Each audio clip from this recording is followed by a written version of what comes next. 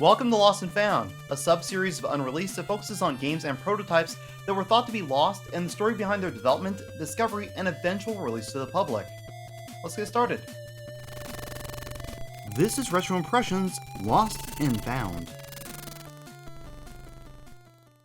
Takao Sato created the manga Galgo 13 in 1968 and has been writing it ever since. In its over 50 years of continuous publication, it's sold over 200 million copies, making it the 5th best-selling manga series of all time. The series is popular enough that it's been licensed numerous times to game developers, starting with Sega, who developed the game in-house for their SG-1000 in 1984.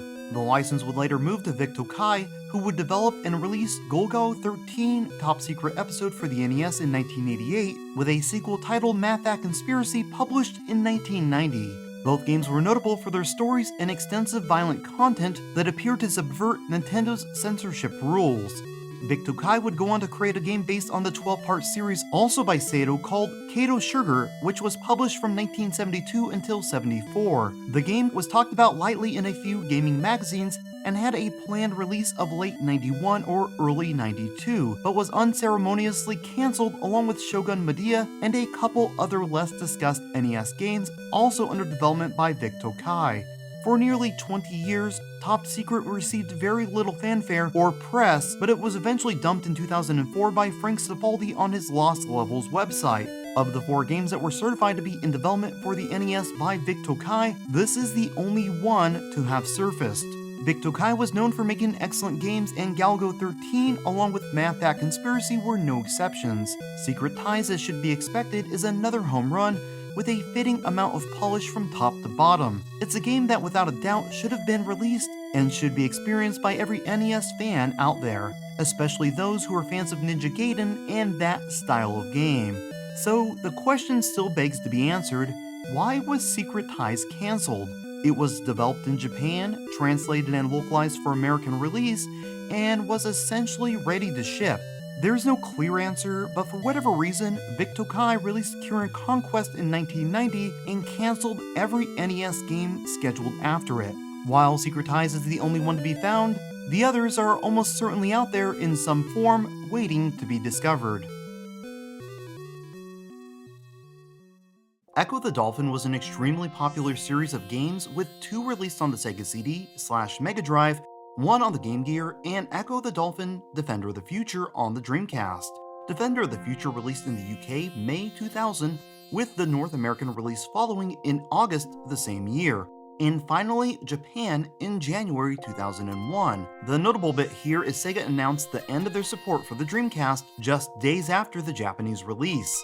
There were a ton of announced games for the hardware that would have their development moved to either the PS2, GameCube, or Xbox as Sega shifted focus in the marketplace. Existing games such as Defender of the Future and Phantasy Star saw release the following year on what were once competing platforms. It seemed like the games people thought they cared most about would continue on in development even if they wouldn't receive their promised Dreamcast release.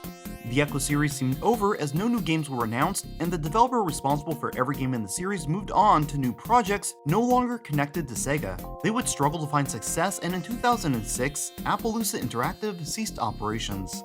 Through the process of restructuring and liquidation, a few development kits along with a number of prototypes fell into the hands of Hungary-based Christian Sir, who went by the username Stinger HG.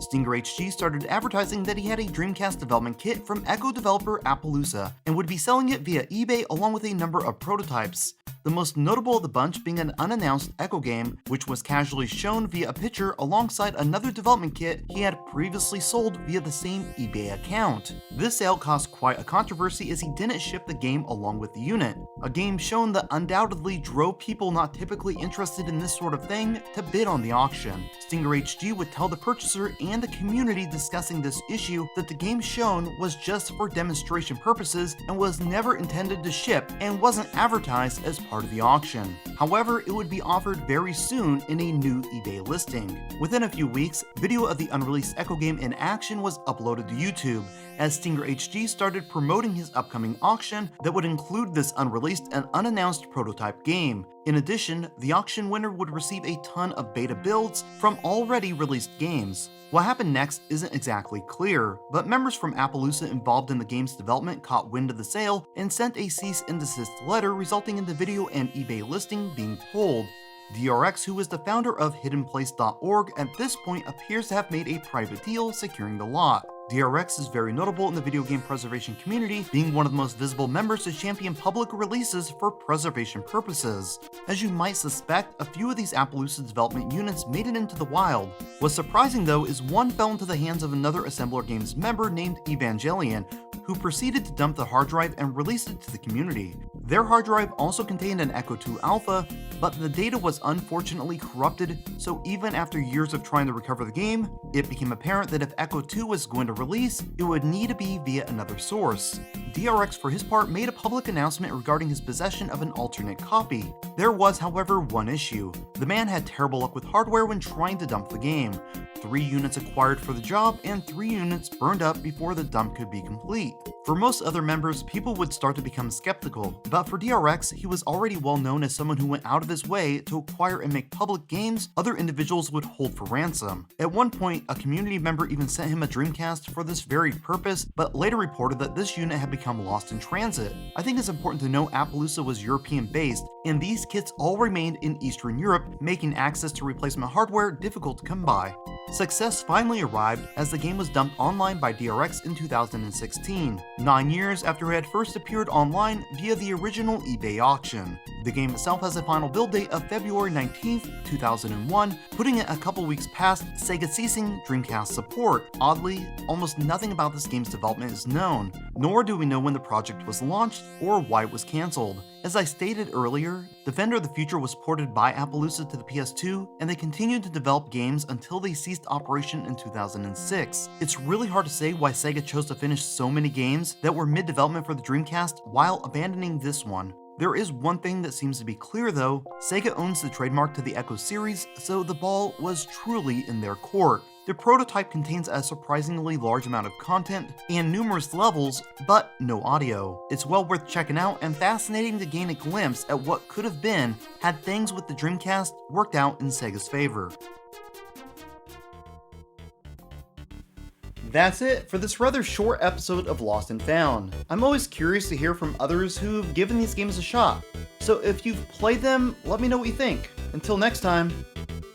Thank you so much for checking out this episode. Your support means the world to me. As always, feel free to leave a positive or negative comment down below. I try to read and reply to everyone and appreciate the opportunity to interact with you all. Until the next episode, to wherever you may be watching, good morning, good evening, and good night. I'm Jenovi, and you've been watching Retro Impressions.